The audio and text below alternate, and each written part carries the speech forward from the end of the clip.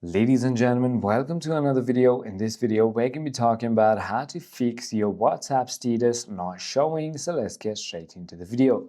So for the status to appear, both you and the other person must have each other's phone numbers saved in your respective contact list. Ensure the person's number is saved in full international format.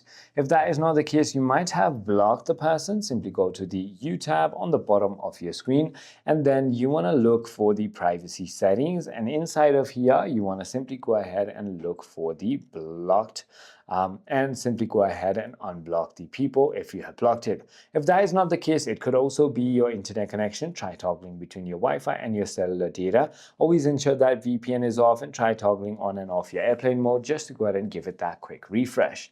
If none of it works, then you might have no other options but to uninstall and reinstall your WhatsApp application. I hope this video clarifies everything for you. If you have further more queries, feel free to comment down below, and I'll see you on the next one.